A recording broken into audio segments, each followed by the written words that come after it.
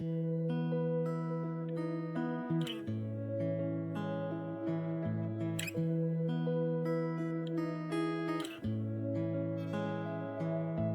John Chrysostom, bishop and doctor of the Church, born in Antioch in 344, was endowed with a superior genius strengthened by a brilliant education. His eloquence was such that the entire city, up to 100,000 listeners, came to hear him, a young man not yet 30 years old. The effect of his sermons was everywhere marvelous. He converted a large number of pagans and heretics by his eloquence, then in its most brilliant luster, and constantly exhorted his Catholic people to frequent the holy sacrifice. On the journey his sickness increased, and he was warned that his end was near. Thereupon, exchanging his travel-stained clothes for white garments, he received viaticum, and with his customary words, "Glory be to God for all things," Saint Albert, Patriarch of Jerusalem, and patron of the Carmelite order. He was an outstanding ecclesiastical figure in the era in which the Holy See faced opposition from Emperor Frederick I. Barbarossa, serving as a mediator in the dispute between the emperor and Pope Clement III. Albert was made an imperial prince, a sign of favor from Barbarossa.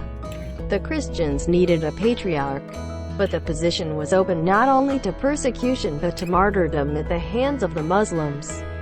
Albert accepted, and he proved himself not only diplomatic but winning in his ways. The Muslims of the area respected him for his sanctity and his intelligence because of the Muslim presence in Jerusalem. Albert took up residence in Acre, now called Akko, a northern port. There he became involved in a concern that assured his place in religious history. Our Lady of Sorrows. The Church twice commemorates the sorrows of its Heavenly Mother. The Friday of Passion Week, since the 15th century, has also been dedicated by the Universal Church to her compassion. Why is this so? To understand this double liturgy, we must know that Mary is also the mother of the mystical body. The present feast was instituted by Pius VII after his return from his captivity and exile, which lasted from 1809 to 1814. Christ no longer suffers, and for Our Lady also, all suffering as we understand it has ceased. The mysterious compassion of the Mother is forever acquired for the mystical body of her Son, which must reproduce the divine death in its human nature, elevated above its natural condition by the superhuman power of grace. Saint Nicomedes, martyr on the Via Nomentana, is a Roman priest who was beaten to death with whips after refusing to sacrifice to the gods, and he was buried in the catacomb on the Via Nomentana. One tradition states that he buried the remains of Saint Felicula and was arrested. Since 1969, his cult has been confined to local calendars. Saint Nicomedes was a martyr of unknown era, whose feast is observed the 15th of September. He was buried in a catacomb on the Via Nomentana, near the gate of that name. Saint Catherine of Genoa, widow, daughter of a viceroy of Naples, was born in Genoa.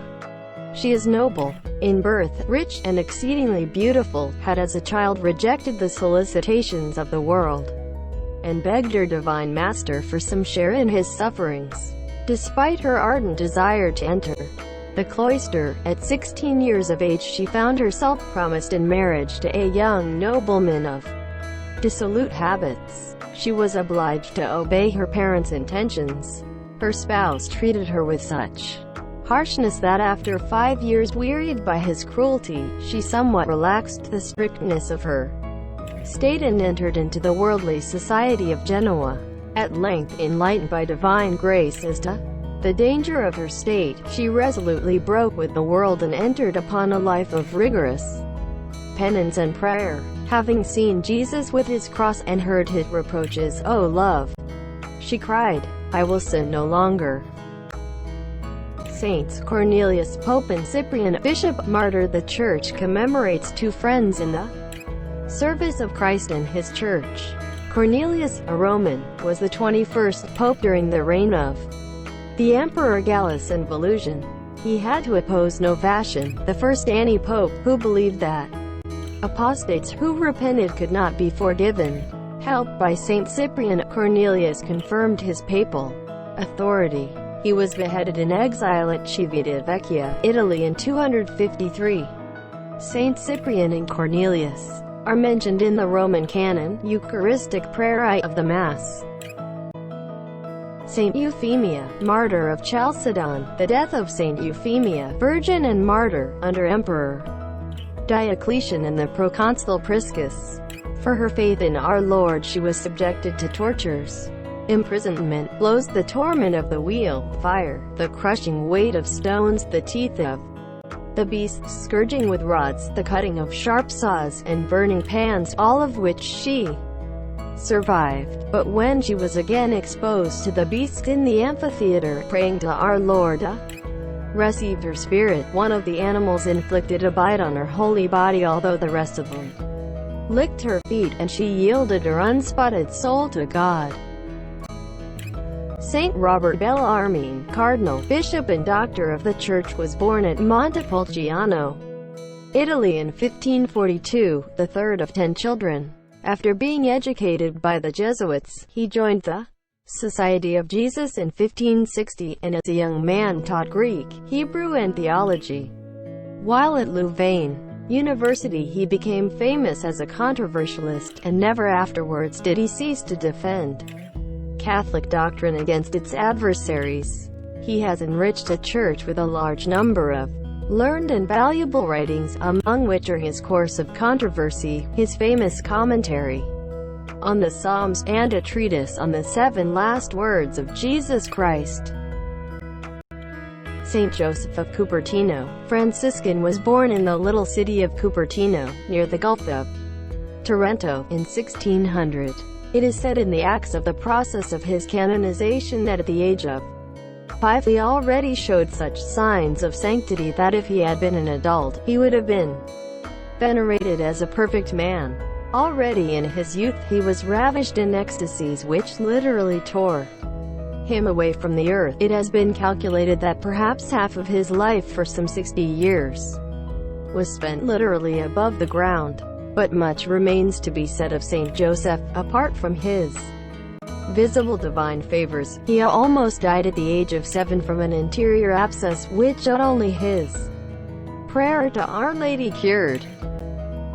Saint Januarius, Bishop of Benevento and martyr, died for the faith during the persecution of Diocletian. God, through the blood which his servant shed for him, some of which is conserved in Naples, continues to strengthen the faith of the Church, and to work their regular miracle by its means. He was submitted to torments, the first one of which left him miraculously uninjured. The judge attributed the miracle to magic, as was often said of the Christians whom God chose to spare. He ordered another torture which left the bishop lame, before he was sent to the same prison as the others. We love it that you have spent your time listening to this video until the end. Would you like to share your experience of God's love? Come and join us at www.mustardseedscommunity.com/join-us. Till then, may God's blessing always be with you.